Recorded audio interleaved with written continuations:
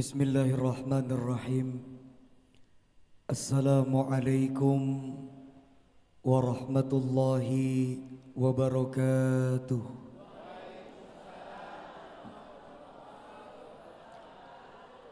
Alhamdulillah. Alhamdulillahi wahidil qahar, al-azizil jabbar, mukawwinul laili 'alan nahar, tadhkiratan li zawil uquli wal absar. Asyhadu an la ilaha illallah wahdahu la syarika lah, wa asyhadu anna Muhammadan abduhu wa rasuluh sayyidil bashar. Allahumma salli wa sallim wa barik ala sayyidina wa maulana Muhammadin wa ala alihi wa sahbihi ajma'in. Subhanaka la ilma lana illa ma 'allamtana innaka antal alimul hakim. Rabbi shrah li sadri wa yassir li amri wahlul 'uqdatam min lisani yafqahu qawli. Amma ba'du.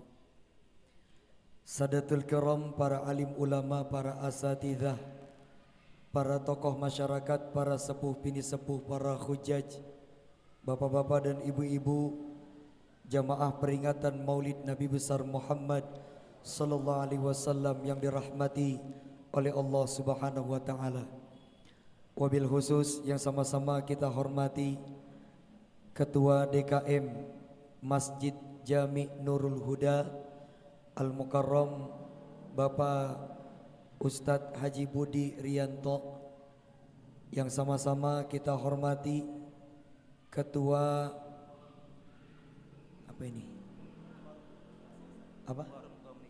Ketua Forum Komunikasi DKM se-Bojong Nangka Al-Mukarram Bapak Ustadz Haji Edi Rosedi, yang sama-sama yang sama-sama kita hormati Bapak Lurah Kelurahan Bonang Al-Mukarram Bapak Alvin Palestin. Ada hadir. Oh, Masya Allah. Guru-guru kita Al-Mukarram Bapak Ustadz Haji Syarifuddin, Al-Mukarram Bapak Ustadz Mamak, Al-Mukarram Bapak Ustadz Wasta, para asatidzah lainnya, mohon maaf bila ada yang tidak tersebutkan. Waktu sudah bergulir semakin malam. Saya ini asli orang Betawi. Jadi kalau orang Betawi bilang kita tos-tosan aja, ya. Mari kita awali pertemuan kita dengan membaca suratul Fatihah. Semoga dengan berkah suratul Fatihah yang kita baca, Allah mudahkan kita untuk mendapatkan ilmu yang bermanfaat. Dan kita semua yang hadir mudah-mudahan dikumpulkan kelak di yaumil qiyamah di dalam surga bersama Rasulullah SAW. Ala hadhihi niyya al-Fatihah.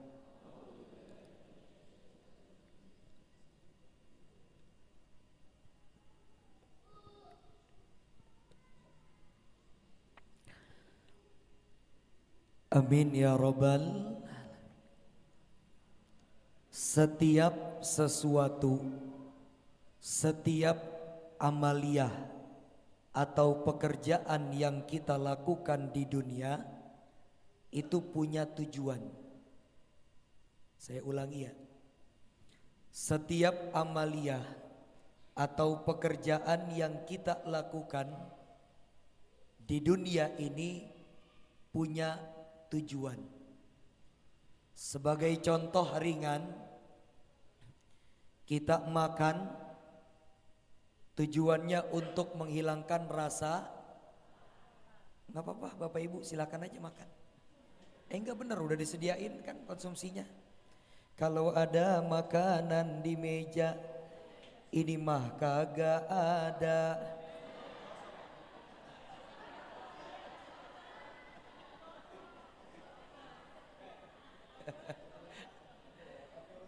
Kita makan tujuannya untuk menghilangkan rasa lapar.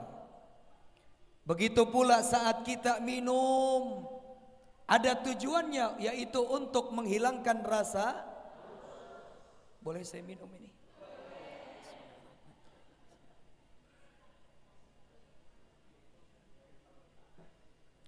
Acara dari pagi, dari jam 3, dari Bogor, Bekasi, terakhir di sini acara kelima Maulid, Pak. Dari pagi, alhamdulillah ya. Acara Maulid dari pagi sampai malam terakhir, kiainya dikasih minum air putih. Bapak Ibu tahu nggak kenapa kalau penceramah dikasih minum air putih? Karena air putih itu air murah. Pak Lurah, kopi ada kopi? Kopi, di manakah kamu? Ini udah dari jam 3 ini. Besok pagi jam 6 saya harus ke bandara, ada acara safari dakwah ke kota Solo dan Jogja, acara Maulid. Mohon doa, mudah-mudahan dilancarkan dan sehat walafiat. Setiap amaliyah yang kita lakukan itu punya tujuan, Pak. Nah, begitu juga hadir dan duduk kita di majlis peringatan Maulid malam ini, maka ada tujuannya. Maka orang sekarang banyak mempertanyakan. Bentar nih, saya mau difoto.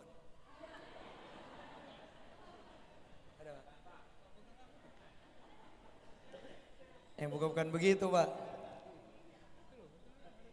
Saya minggu kemarin acara Satukan Saf Indonesia live bersama TVRI. Saya lagi bicara, audiens pada moto diem-diem. Selesai acara di tag ke Instagram, saya lagi mangap. Kalau mau foto bilang-bilang biar saya siap-siap. Nah, kita lanjut. Maka sekarang ini ada kelompok-kelompok orang yang mempertanyakan peringatan Maulid. Ngapain ngadain acara Maulid? Nah, maka kita kudu tahu nih, kita hadir dan duduk di peringatan Maulid malam ini ada tujuannya. Apa tujuannya? Salah satu di antara banyaknya tujuan memperingati peringatan Maulid, salah satunya adalah untuk menumbuhkan rasa cinta kepada Rasulullah Sallallahu Alaihi. Sekarang saya tanya nih, cinta enggak sama Rasulullah? 5 orang yang jawab. Cinta enggak sama Rasulullah? Kalau memang kita katakan cinta sama Rasulullah, memang sudah sepatut dan selayaknya lah sebagai umatnya kita mencintai baginda Nabi besar Muhammad sallallahu alaihi wasallam. Karena di dalam hadis Nabi menjelaskan, yuk sama-sama. Bismillahirrahmanirrahim. Ya Allah, semoga yang angkat suaranya kau panjangkan umurnya. Semoga yang angkat suaranya kau tambah rizkinya. Semoga ya Allah yang angkat suaranya kau berangkatkan umroh. Yang aminnya paling kenceng, paling gede, umrohnya dibayarin Pak Rullah Arpin. Ya, mudah-mudahan doain Pak Lurah sehat selalu. Sama-sama ya. Qala Rasulullah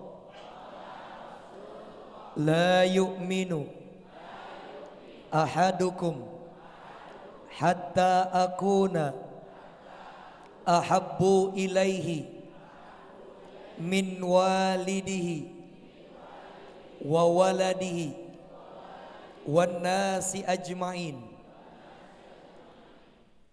Dulu ketika saya di Mesir, saya punya guru hadis namanya salah satunya Syekh Ahmad Toharoyan.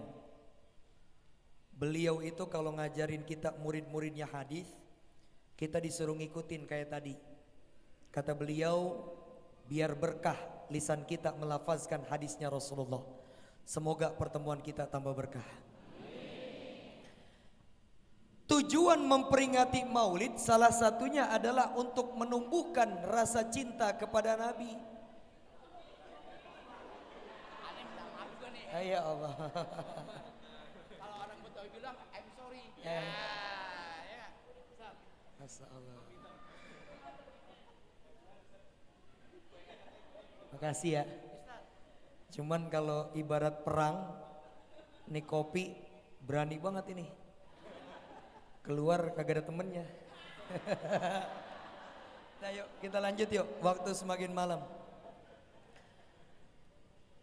Maka Nabi mengatakan di dalam hadisnya, la yu'minu ahadukum, tidak sempurna iman kalian kata Nabi, hatta akuna ahabbu ilaihi, sebelum kalian mencintaiku kata Rasulullah, lebih besar cinta kalian kepadaku min walidihi, ketimbang cinta kalian kepada kedua orang tua kalian, wa waladihi, atau kepada anak cucu kalian, wan nasi ajmain, atau bahkan kata Nabi kepada manusia yang kalian idolakan.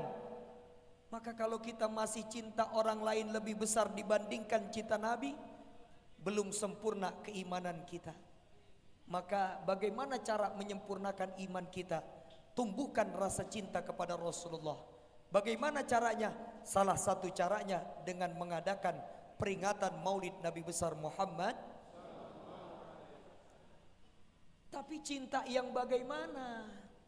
Yang didambakan Rasulullah dari umatnya.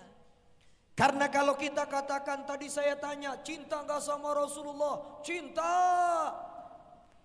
Tapi yang didambakan Nabi dari umatnya adalah cinta yang hakiki. Cinta yang tertanam di dalam hati dan sanubarinya. Bukan hanya cinta yang hanya lewat seutas di lisan saja.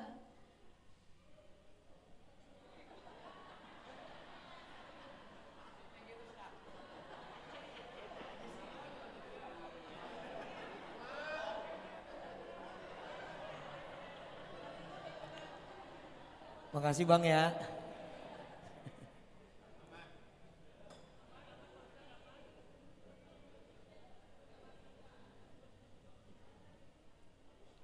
Nah sekarang yang jadi pertanyaan, kalau kita tadi bilang kita cinta sama Nabi, cinta kita ini hakiki atau cinta monyet?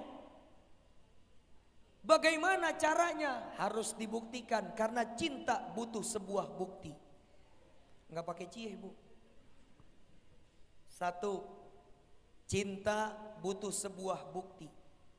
Bagaimana cara membuktikan cinta kita hakiki atau tidak kepada Rasulullah? Pertama, cinta itu hakiki dibuktikan. Orang kalau cinta kepada orang lain, maka dia akan mengikuti, mengimitasi orang yang dia cintai. Saya bacakan tadi Al-Quran yang dibacakan sama qori kita. Bismillahirrahmanirrahim. Kalau di Mesir nih, kalau ada qori baca Quran tuh pada semangat. Allah. Udah pada makan belum ini? Saya pengen tes nih, jamaah Nurul Huda kompak atau enggak? Yuk sama-sama bareng-bareng ucapin kata Allah. Ikutin tangan saya. 1, 2, 3. Kalau tangan saya belum turun, jangan berhenti. Bismillahirrahmanirrahim.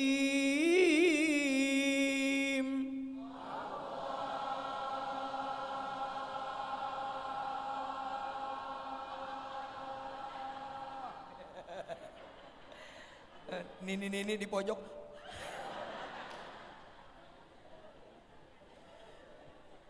Oh kenapa? Tawa aja udah Pak. Bu, tawa aja udah. Emang hidup udah susah, ngapain kita bikin susah? Ya, tawa orang yang kagak mau ketawa cuma 2. Satu orang sakit, yang kedua banyak utang. Ya, tawa aja udah. Tadi qori bacain tuh ayatnya, laqad kana lakum fi rasulillahi uswatun hasanah. Di dalam diri Nabi kalian ada suri tauladan yang mulia, contoh yang baik untuk kalian umatnya mengikuti. Saya ngelebar dulu sedikit. Kita sama Allah disuruh mencontoh Nabi. Allah jadikan Rasul terakhir itu sengaja dari golongan manusia. Karena kalau yang jadi nabi kita adalah malaikat, kita umatnya nggak bisa nyontoh. Seumpama nabi terakhir malaikat Jibril, malaikat nggak ada yang makan. Kalau kita, malaikat kagak ada yang ngopi.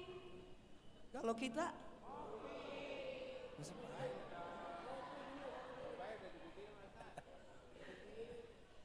malaikat nggak ada yang punya pasangan, punya istri, punya suami, punya anak.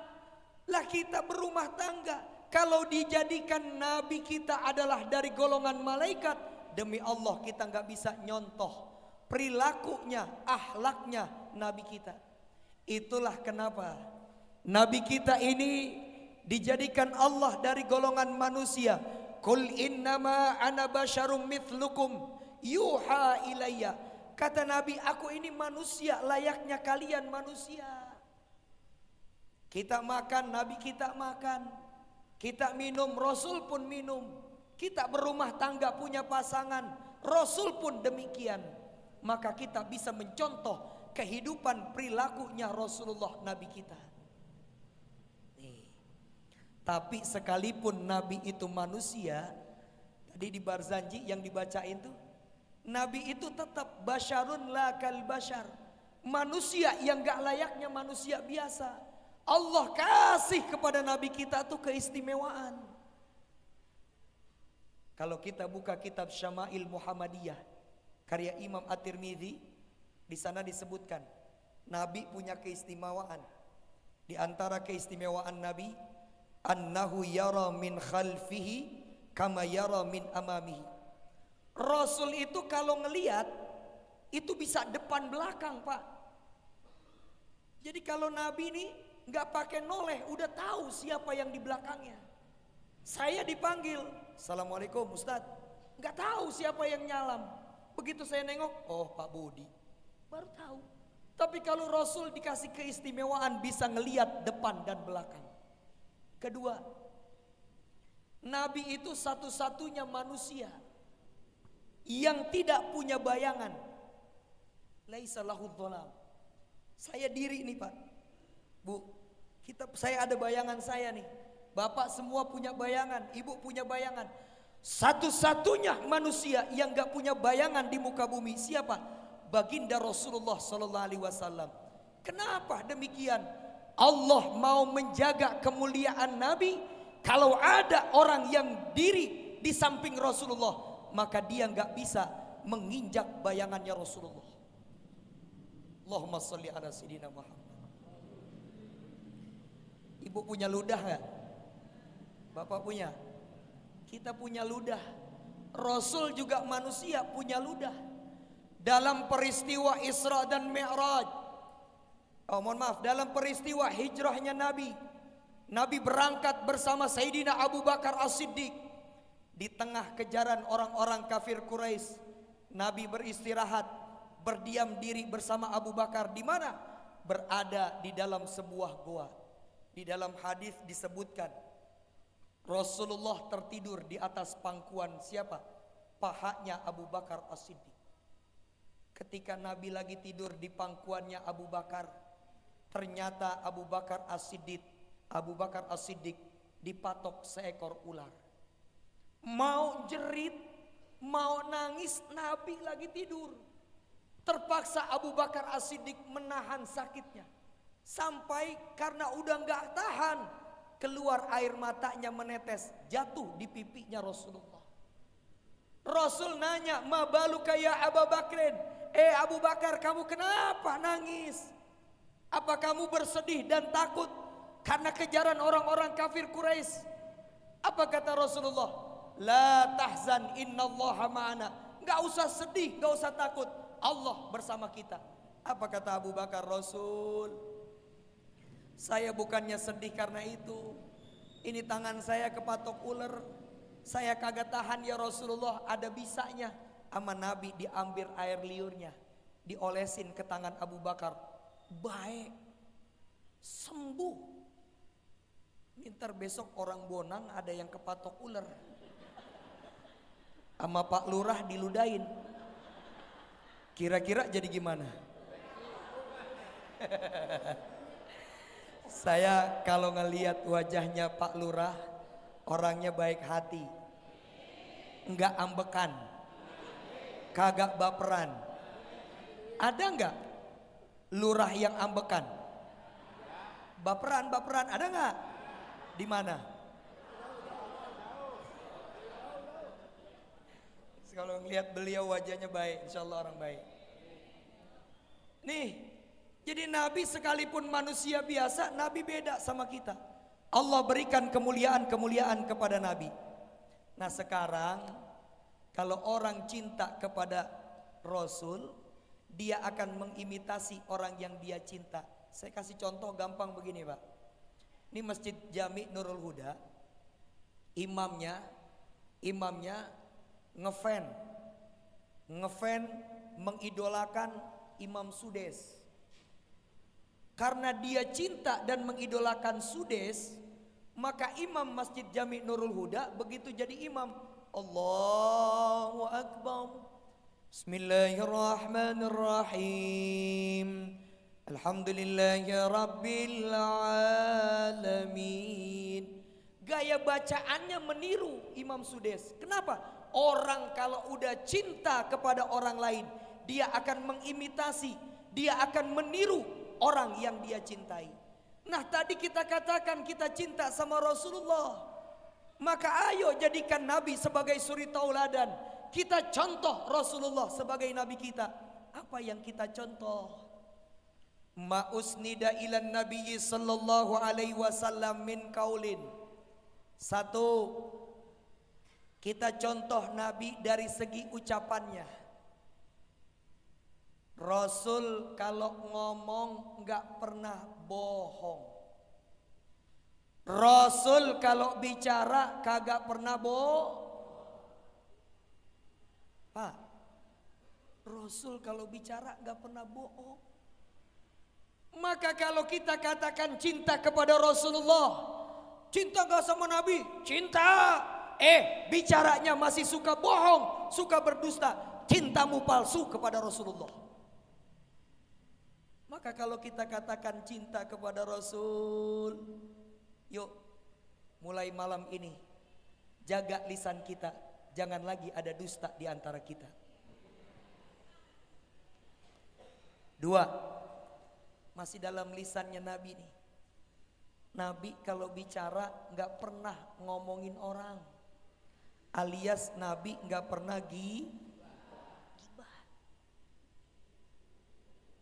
Ini saya kasih tahu rumusannya Pak. Ini rumusan ibu-ibu kalau lagi ngegosip. Semakin kecil suara, semakin akurat berita. Naon? Naon? Semakin kecil suara, semakin akurat. Dua, keakuratan berita saat gosip itu biasanya diukur berdasarkan kemiringan bibir.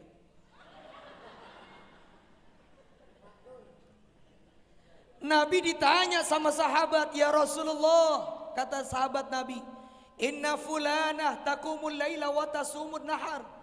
Rasul, saya mau tanya, ada apa?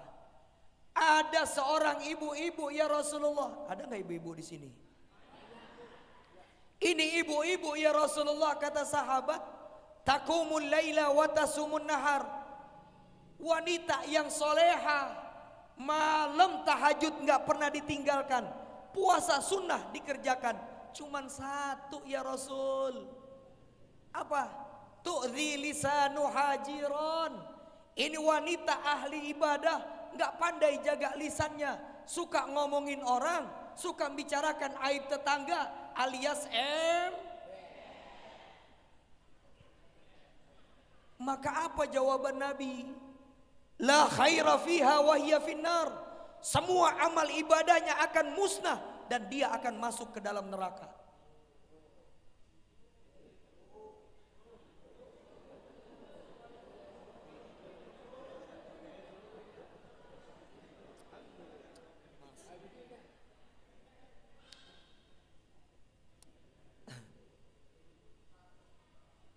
Jadi yuk kalau kita katakan cinta sama Nabi, contoh dari segi ucapan. Jangan pernah bohong, jangan pernah gibah. Ustadz emang gak boleh ngomongin orang. Kalau kita buka kitab Riyadhus Shalihin karya Imam An-Nawawi, boleh kita buka aib orang, tapi di beberapa tempat tertentu. Kapan? Satu, indal muhakamah, dalam persidangan. Saya dijadikan saksi. Pak Ustadz gimana orang itu? Oh maaf, selama sekenal saya itu orang memang tukang main judi, itu orang tukang mabuk. Boleh dibuka aibnya. Untuk apa? Keperluan persidangan. Yang kedua kapan? Fil istifta, ketika kita bertanya tentang hukum. Hindun datang ke Rasulullah. Apa kata Hindun? Ya Rasulullah, inna Aba Sofyan rajulun sahih. Rasul, kata Hindun, saya punya suami namanya Abu Sufyan. Abu Sufyan rajulun sahih, suamiku orangnya pelit.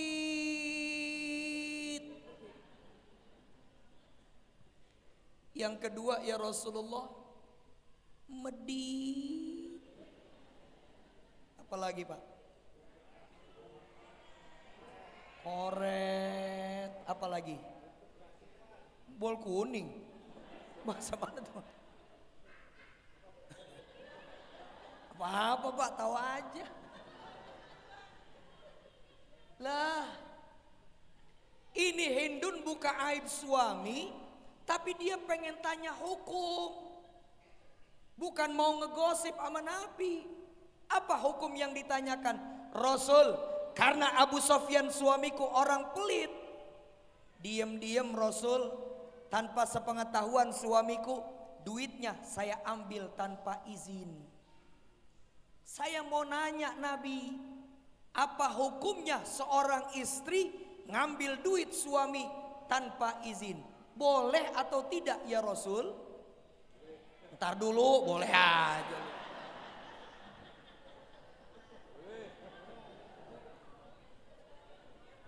Pak, jawab yang jujur Pak. Kira-kira boleh nggak istri ngambil duit suami tanpa izin? Nggak boleh. Saya tanya nih sama ibu-ibu, biar kencengan dikit, biar denger. Boleh nggak sih istri ngambil duit suami tanpa izin?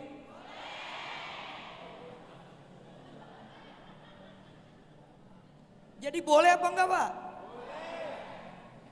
Apa jawaban Rasulullah? Naam, khudhi bil ma'ruf. Seorang istri mengambil duit suaminya tanpa izin, kata Rasulullah, hukumnya adalah Kita angkat dulu Pak dikit. Tapi syaratnya dua kata Nabi.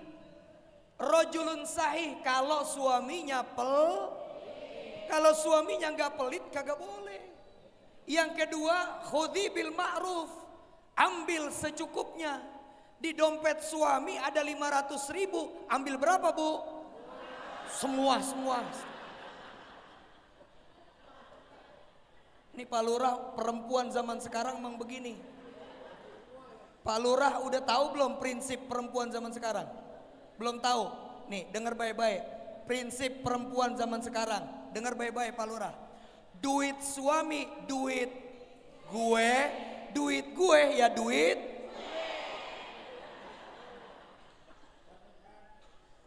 Ini nih kata Nabi, yang bikin perempuan paling banyak masuk ke dalam surga, ke dalam neraka apa? Karena begini nih. Perempuan kata Nabi, aku lihat banyak banget masuk ke dalam neraka. Kenapa? Karena mereka takfurnal ashir, nggak bersyukur atas pemberian suami. Yang kedua karena apa? Rasul mengatakan karena banyak perempuan, Masya Allah, zaman sekarang yang sudah apa? Sudah nggak lagi punya malu. Keluar rumah pakaiannya terbuka.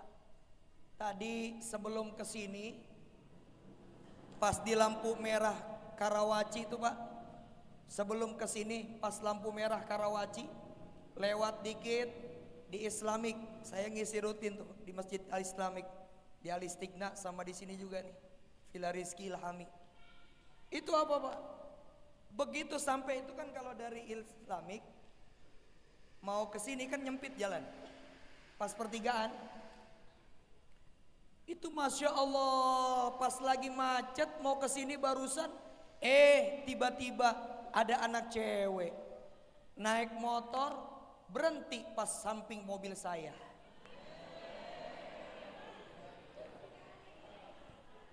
Kalau saya nggak lupa barusan dia naik motor PCX warna hitam. Pakai celana segini nih. Kalau saya nggak lupa tadi dia pakai kaosnya warna putih. Jawab yang jujur, angkat suara. Kira-kira barusan saya lihat apa enggak? Jawab yang jujur, angkat suara. Kira-kira barusan saya lihatnya sebentar apa lama? Oh, ilaha illallah. Lah habis tuh motor berhenti samping mobil saya. Mau saya lihat haram, kagak dilihat. Mubazir. Lah ini nih yang kata Nabi nih. Apa kata Rasulullah? Nisaun kasiyatun ariyatun mumillatur ru'usuhunna ka'amsilatul bukhti. Wanita-wanita kata Nabi yang menampakkan auratnya kepada yang bukan mahramnya, maka Nabi katakan la tadkhulunnal jannata, tidak akan masuk ke dalam surga, wala yajidna rihaha, bahkan cium bau surga aja gak akan diperbolehkan sama Allah. Kenapa? Alasannya dua tadi itu. Karena apa? Mengingkari pemberian suami. Dan yang kedua, karena banyak para wanita yang suka membuka auratnya. Tapi insya Allah yang hadir semuanya nih soleha. Ustadz, kalau di dalam neraka paling banyak perempuan, terus yang di surga paling banyak yang ngisi siapa? Kata Nabi, yang paling banyak di dalam masuk ke dalam surga nanti saat peristiwa Isra Mi'raj aku lihat, kata Nabi, adalah jumrotal masakin, yaitu orang-orang miskin. Makanya Nabi berdoa, doa Nabi biar jadi orang miskin. Yang mau mengaminkan silakan. Doa Nabi biar jadi orang miskin. Bismillahirrahmanirrahim. Allahumma ja'alni miskinan wa tawaffani miskinan wahsyurni ma'a jumratal masakin. Gue cuma satu doang yang amin ya.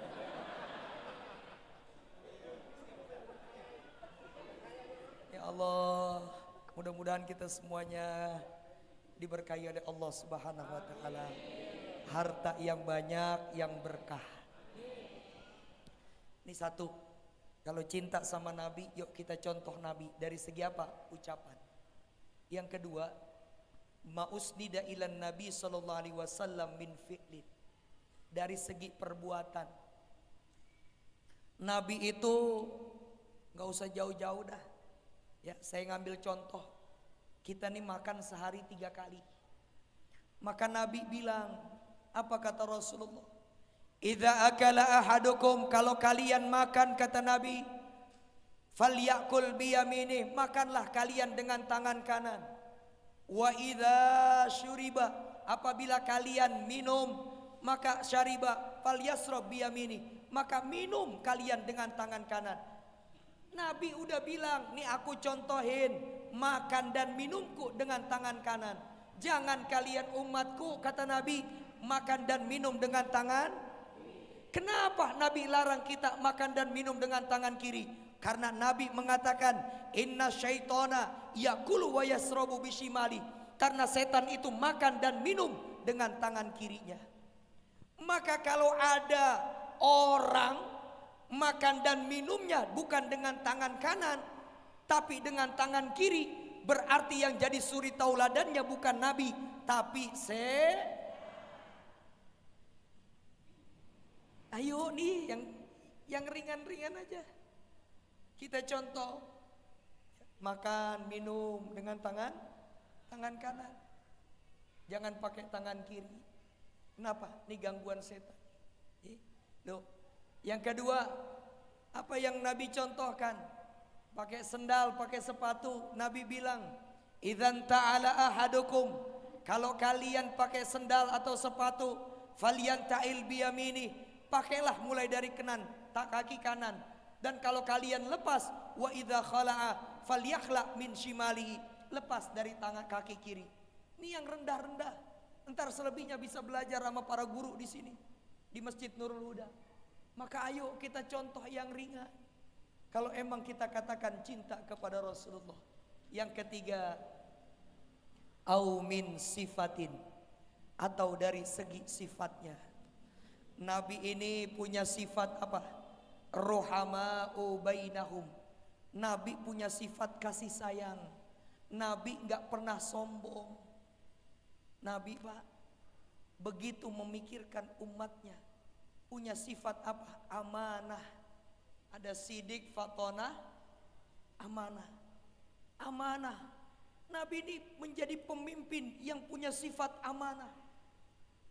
Lihat sebelum meninggal, Nabi sebelum meninggal datang Israel.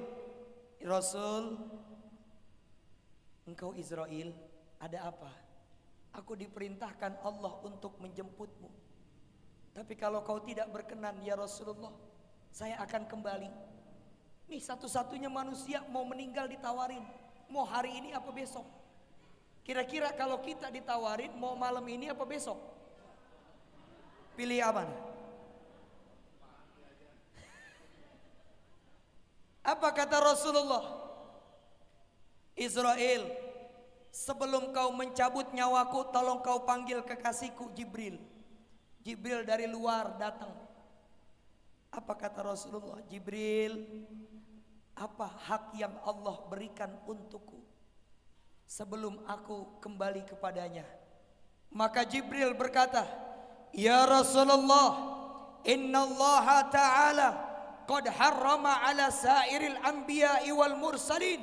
Allah haramkan para nabi dan rasul masuk ke dalam surganya Allah sebelum engkau terlebih dahulu masuk. Ini nabi kita nih Bu, nabi yang paling bontot, nabi yang paling terakhir. Tapi kata Jibril, Allah enggak memperbolehkan satu orang pun dari para nabi dan rasul sebelummu masuk ke dalam surga sebelum engkau Muhammad masuk pertama kali. Ini kan berita gembira, ini kan berita bahagia. Tapi Rasulullah dapat berita gembira ini dia kagak joget-joget. Nabi dapat berita gembira ini, apa yang keluar dari lisannya? Ummati, ummati. Jibril, itu berita sungguh membuatku bahagia. Tapi bagaimana dengan rakyatku? Rakyatku. Apa kata Jibril? Allah haramkan surga dimasuki dari seluruh umat sebelum umatmu Muhammad masuk terlebih dahulu. Ini kata Jibril. Ini pemimpin yang bagus begini nih, yang amanah. Jangan pas giliran mau nyalon datang ke kita. Giliran acara-acara begini kagak nongol. Makanya hebat nih lurah. Udah sampai malam bisa datang. Besok kalau nyalon lagi kita coblos lagi. Tapi jangan juga nyalahin pemimpin mulu. Karena pemimpin yang ada sekarang itu juga sebab kesalahan kita. Ada doanya Pak. Allahumma la tusallit alaina bidzunubina. Ya Allah, jangan kau berikan kepada kami pemimpin-pemimpin karena sebab dosa kami. Jadi pemimpin sekarang itu Allah kasih buat kita karena sebab dosa kita. Apa dosa kita? Kalau udah zaman pilkada sama pilpres, pemilu, itu biasanya suka ada serangan pajar. Anggap besok mau pemilu, datang orang bawain serangan pajar 200.000, ambil kagak?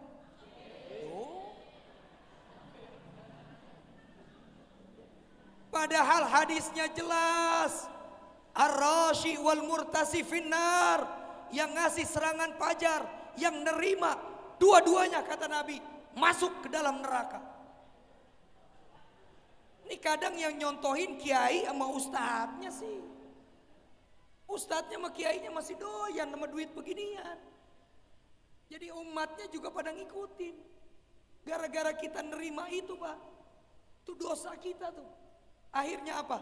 Allah kasih kita pemimpin yang bagaimana? Malla yakhafuka, yang tidak takut kepada Allah. Duit haji ditilep. Wala yarhamuna, dan pemimpin yang gak punya belas kasih kepada kita. Ya Allah.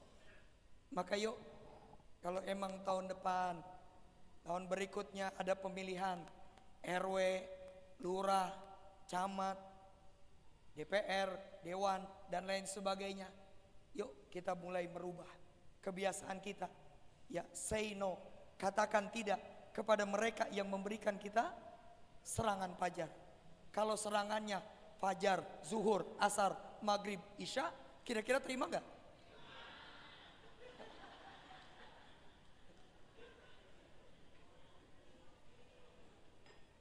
Nah, udah hampir jam 11, jam 10.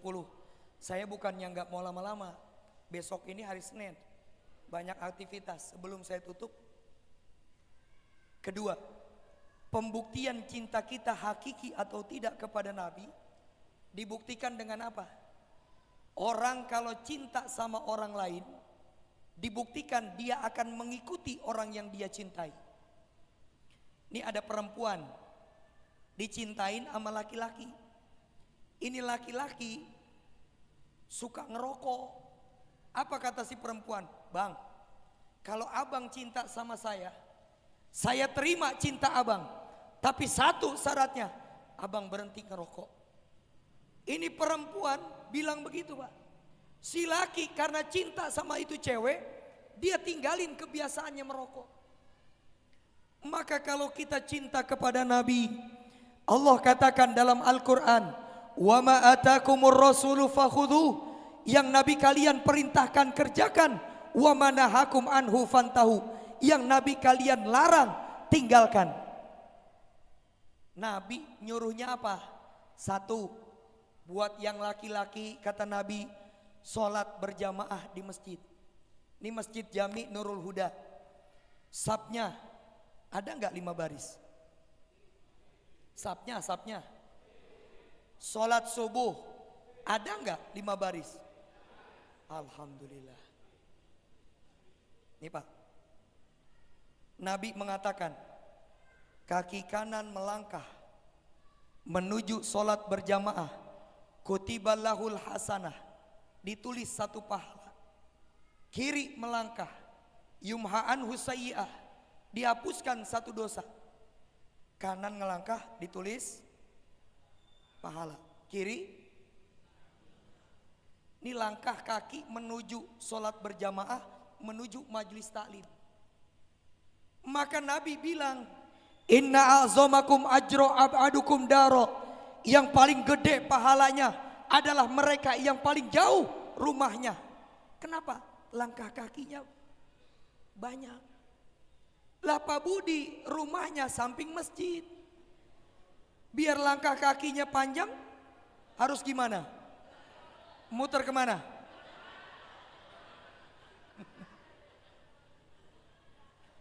Saya ngisi rutin di Masjid Kubah Mas Depok, Masjid Dian Al-Mahri.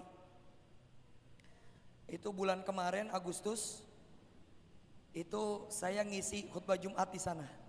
Itu Pak, Kubah Mas tuh punya 2 pintu. Pintu pertama tuh biasanya kalau lagi nggak pas acara-acara besar, itu jamaah masuknya lewat pintu samping masjid. Pintu utama itu biasanya buat khotib sama pengisi acara. Saya masuk lewat pintu utama. Tuh sebelum pintu gerbangnya ada spanduk. Tulisannya cakep banget ya. Begini tulisannya Pak Budi. Lelaki yang soleh, sholatnya berjamaah di masjid. Lelaki yang solehah, sholatnya di rumah. Bu, lihat suami ibu. Kalau ibu punya suami, sholatnya berjamaah di Masjid Jami Nurul Huda, bersyukur sama Allah.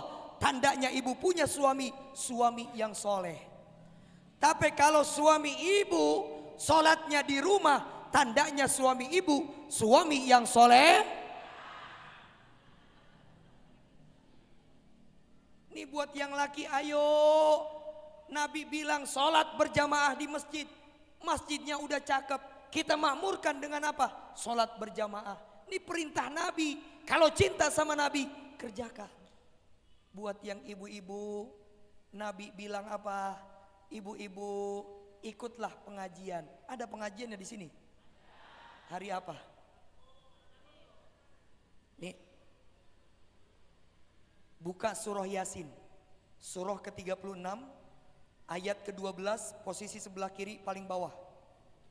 Inna nahnu nuhyil mauta wa naktubu ma wa atharahum wa kulla syai'in imamim. Surah Yasin ayat 12. Inna nahnu nuhyil mauta, kami akan hidupkan kembali manusia, kata Allah, kelak di yaumil qiyamah. Wa naktubu ma qaddamu, langkah kaki mereka untuk sholat berjamaah, untuk datang ke pengajian, akan aku tulis, kata Allah, dalam buku catatan amal kebaikan mereka. Bukan cuman langkahnya, wa atharohum, bahkan bekas tapak kaki yang mereka pijakan akan menjadi saksi di yaumil qiyamah yang meringankan mereka. Saya tanya, tadi bapak ibu kesini nginjek tanah apa enggak? Hah? Oh ya Allah, sabar ya Allah. Ya, saya ulang pertanyaannya. Bapak dan ibu tadi datang ke sini pakai sendal, pakai sepatu, nginjek tanah apa enggak? Hah? Oh, iya, bapak dan ibu datang ke sini pakai sendal, pakai sepatu, jalan kaki, naik sepeda, naik motor, naik mobil, nginjek tanah, aspal, panblok apa enggak? Ini coba lihat nih, Pak, Bu, lihat saya nih. Ini saya injek nih. Ada enggak bekas tapak saya? Kagak ada. Ya Allah, mudahin jamaah ya Allah. Ini saya injak, ada enggak bekas tapaknya? Maka Nabi mengatakan, langkah kaki kalian menuju sholat berjamaah, menuju menghadiri majlis ilmu, maka bukan langkah kakinya saja, bekas-bekas tapak kaki atau putaran roda kendaraan kalian akan bersaksi di hadapan Allah. Maka malam ini bukan cuma jalanan yang kita lewati, termasuk nih karpet coklat Masjid Jami Nurul Huda akan bersaksi di hadapan Allah, meringankan kesaksian kita semua. Maka bersyukur sama Allah yang datang acara maulid malam ini duduknya di pojok sambil nyender. Maka yang bersaksi dua, apa? Karpet sama tem. Makanya besok-besok kalau ada pengajian di Nurul Huda, duduknya sambil.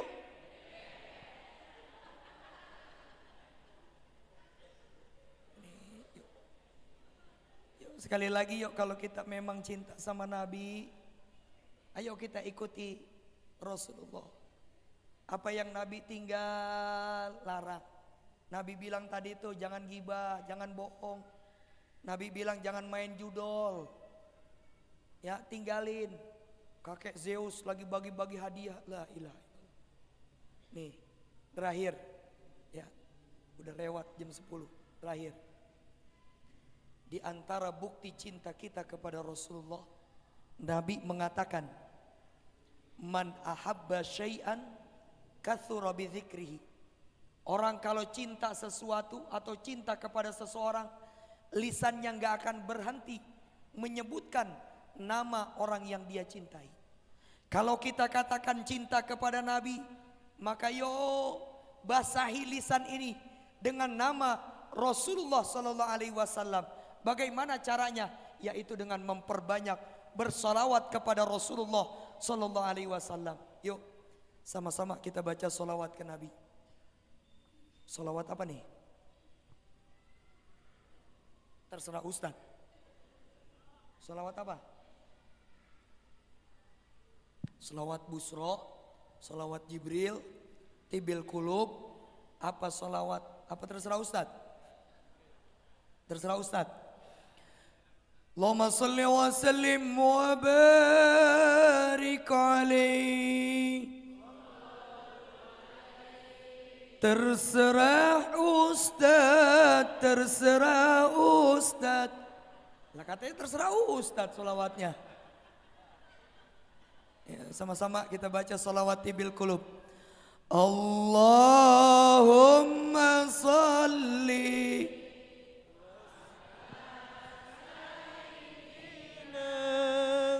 Muhammadin Tibil Qulubi wa dawaiha wa afiyatin abadani wa sifaiha wa nuril absari wa wa ala alihi wa sahbihi wa sallim. Sebagai penutup, saya mau buka sedikit rahasia keutamaan solawat. Ya. Orang kalau cinta sama Nabi dibuktikan dengan apa? Lisannya sering menyebut nama Rasulullah, sering baca solawat. Saya bukan mau bersayah-sayah, bukan mau menyombongkan diri, enggak. Cuman begini, saya makan bakso, Pak.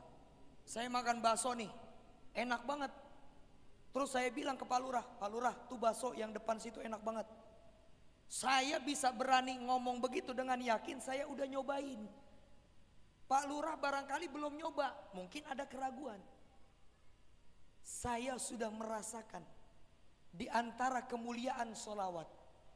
Maka yuk nanti bisa nih diamalin. Satu, saya nih ada travel, ya, ada travel umroh haji. Belum lama sebelum Ramadan saya bawa jamaah umroh. Tiba-tiba sore ditelepon, Pak Ustadz, apa? Ini keluarga saya dari pagi, dari habis sholat subuh ke Masjid Nabawi, belum balik-balik Pak Ustadz. Tolong dong dicariin. Saya sama Mutawif nyari tuh. Masjid Nabawi kan gede Pak, luas. Muter kita, saya lewat kanan, antum lewat kiri. Ketemu kita di mana? Di dekat makam Baki. Di mana ketemu? Kagak. Ditelepon gak aktif. Dicari di luar gak ada, masuk dalam. Begitu kita cari di dalam, kagak ketemu juga. Masuk lagi kita muter lagi. Begitu udah muter yang kedua capek. Istirahat dulu Datat, Ane bilang sama Mutawif. Pas lagi istirahat, saya lihat kubah hijau. Itu Masjid Nabawi ada kubah hijau, ada kubah silver. Kubah silver bawahnya itu apa namanya, mimbarnya Nabi. Kalau yang kubah hijau bawahnya itu makam Rasulullah. Saya langsung tak, Masya Allah. Saya baca sholawat, ya Allah, dengan kemuliaan nabimu ya Rasulullah. Saya sambil natap tuh kubah hijau. Pertemukan kami ya Allah dengan jamaah kami yang hilang. Allahumma sholli ala sayyidina Muhammad wa ala sayyidina Muhammad. Selesai istirahat nyari saya. Begitu masuk ke dalam masjid, ketemu itu jamaah. Pak, kemana aja dicariin sama keluarganya? Lah saya dari pagi di sini Pak Ustadz. Saya udah 2 kali muter lewat situ kagak ketemu, nggak ngeliat. Begitu tawasul sama Nabi dengan baca sholawat, ketemu. Ya udah Pak, ayo pulang dulu. Itu keluarganya pada nyariin. Maka kalau dulu saya di Mesir, itu kita mahasiswa diwajibin hafal Quran. Maka kalau lupa, itu para masai CC Azhar ngingetin apa? Suruh baca sholawat sama istighfar. Maka kalau kita lupa atau hilang sesuatu, pengen ketemu, baca sholawat. Maka ibu-bu, Kalau pengen nemuin duit suami, di mana ditaruhnya nih? Baca, insya Allah ketemu tuh. Nah, intermezzo. Yang kedua, ini solawat. Saya sebutin 3 aja keutamaan solawat. Ini yang saya rasain aja. Kedua, 2010 akhir itu ketika saya lagi nulis tesis S2 saya di Mesir, di Al-Azhar, itu perang. Makanya kita berdoa, ya Allah, semoga Indonesia ini menjadi negeri yang aman, damai. Jangan mudah-mudah terprovokasi. Itu apa? Itu di Mesir kayak tahun kejadian 98. Sampai semua negara ngirim pesawat. Malaysia, Singapura, Thailand, termasuk Indonesia ngirim pesawat ke Mesir. Warganya dievakuasi semua. Makanya belum selesai S2 saya. Apa Bu yang terjadi? Saya sampai di Indonesia akhir tahun, mau pergantian ke 2011. Pas 2011 awal Januari, namanya saya baru pulang, saya diajak sholat Jumat sama jamaah. Tat, kita sholat Jumat yuk. Di mana? Kubah Mas. Saya berangkat ke Mesir, itu Kubah Mas belum ada. Pas pulang udah ada. Sholatlah saya di Masjid Kubah Mas. Apa yang terjadi? Saya lihat, kagum saya Pak. Masya Allah, ini masjid gede banget ya. Oh ini kali ini kubahnya yang dibilang Kubah Mas. Selesai sholat Jumat, ini amalan dikasih sama guru saya, Syekh Dr. Ali Jum'ah. Orangnya masih hidup, mantan mufti Mesir. Apa beliau bilang? Kalau punya hajat, ini kita punya hajat nih, baca Al-Fatihah lalu bacain sholawat. Maka selesai sholat Jumat di Masjid Kubah Mas, saya bilang begini, ya Allah, izinkan saya ya Allah untuk bisa mengisi di masjid ini Al-Fatihah. Selesai baca Fatihah, saya baca sholawat 10 kali. Allahumma sholli ala sayyidina Muhammad. 2000 awal 2011 saya minta sama Allah. 2015 saya ngisi rutin di sana sampai dengan hari ini. Ini semuanya berkah sholawat. Coba deh kalau punya hajat, kok barangkali masih belum jebol-jebol nih. Barulah barangkali ada proyek-proyeknya nih yang masih terhambat. Coba deh bacain Fatihah, habis itu bacain sholawat kepada Rasulullah 10 kali. Tapi kudu sabar. Itu saya doa 2011, 2015 masuk. Ini ntar baru seminggu, nah mana dia ya? Sabar. Ketiga terakhir, keajaiban, ini keutamaan salawat terakhir sebagai penutup. Di Masjid Nabawi ada namanya Raudhah, tempat antara rumah dengan mimbarnya Rasul. Yang berdoa di situ insya Allah mustajab. Tapi saya bilang kepada para jamaah, dimanapun kita berdoa, kapanpun kita berdoa, mau di bulan Maulid, kita berdoa di bulan Ramadan, di hari Jumat, di Raudhah, di Hijr Ismail, di Masjid Nabawi, di Masjidil Haram, itu doa nggak bakalan tembus sampai kepada Allah. Nabi bilang, inna du'a mu'allakun, doa yang kalian panjatin itu kata Nabi gantung antara langit dan bumi. Hatta tusalla ala nabi, sampai kalian baca sholawat kepadaku. Maka barangkali ada yang selama ini masih bertanya, Ustadz, saya udah doa tapi kok belum dikabul-kabul ya? Barangkali doa kita ini belum disertain sama sholawat.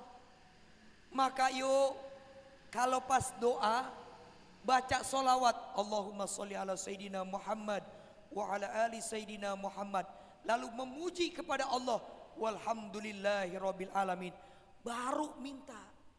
Itu doa langsung tembus tuh kepada Allah.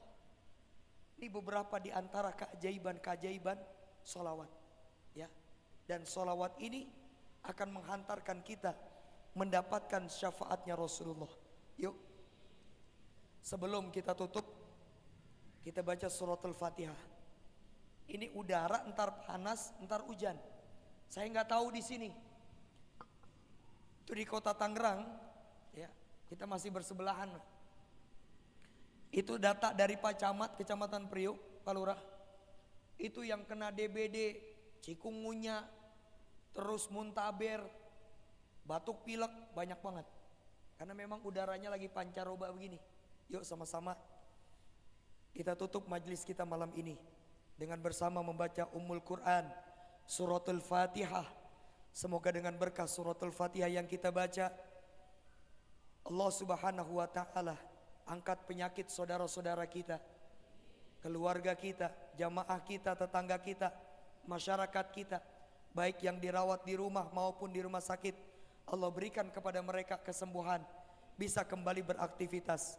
Dan kita semua yang hadir, semoga Allah panjangkan umur kita, Allah sehatkan badan kita, Allah bukakan pintu rizki kita, Allah jadikan keluarga dan keturunan kita orang-orang soleh dan solihah.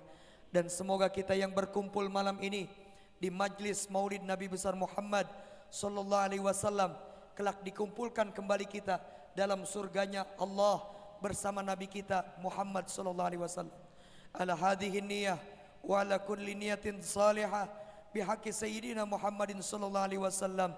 Al-Fatihah.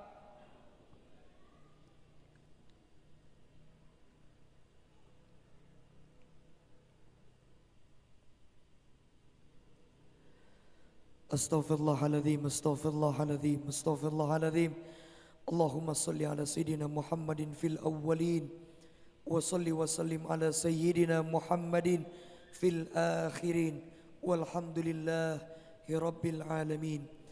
Allahumma bihaqqil Fatihah, Allahumma bihaqqi sahibil Fatihah wa bimu'jizatil Fatihah wa bimu'jizatil Fatihah.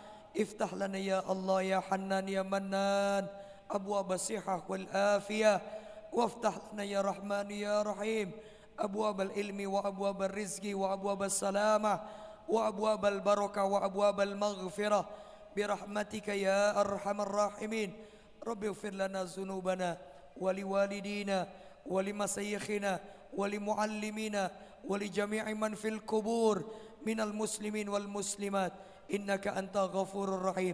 Allahumma salli ala sayyidina Muhammad salatan tuballighuna biha ziyarata masjidikal haram wa ziyarata qabri nabiyikal kiram Muhammadin sallallahu alaihi wasallam. Allahumma kama jama'tana fi hadzal majlis an tajma'ana ya Allah fi firdausikal a'la ma'an nabiyyinal kiram Muhammadin sallallahu alaihi wasallam. Rabbana hab lana min azwajina wa dhurriyyatina qurrata a'yun waj'alna lil muttaqina imama. Allahumma inna nas'aluka ilman nafi'a wa rizqan wasi'a wa amalan mutaqabbala wa shifaa'an min kulli da'in wa saqam. Rabbana atina fid dunya hasanah wa fil akhirati hasanah wa qina adzaban nar. Wa sallallahu ala sayyidina Muhammadin walhamdulillahi rabbil alamin. Mohon maaf atas segala khilaf dan juga mohon ikhlas, mohon ridhonya apabila ada yang kurang berkenan. Mari kita tutup dengan bersama membaca doa kafaratul majlis. Subhanakallahumma wa bihamdika asyhadu an la ilaha illa anta astaghfiruka wa atubu ilaik. Assalamualaikum warahmatullahi wabarakatuh. Waalaikumsalam warahmatullahi. Jazakumullah khairan kasiran kepada Ustadz yang sudah mengisi kegiatan kita malam hari. Perlu kami sampaikan penerimaan infak yang galang dana tadi, alhamdulillah wa syukurillah telah diterima sebesar Rp2.439.000. Semoga kepada seluruh jamaah yang sudah memberikan atau menyisikan rezekinya dapat atau dibalas dari Allah Subhanahu wa taala dengan rezeki yang berlipat ganda. Amin. Amin ya rabbal alamin. Akhirul kalam, saya selaku Master of Ceremony disingkat MC mengucapkan banyak terima kasih. Jika ada kata-kata yang kurang berkenan mohon maaf disampaikan. Jazakumullah khairan katsiran. Wassalamualaikum warahmatullahi wabarakatuh.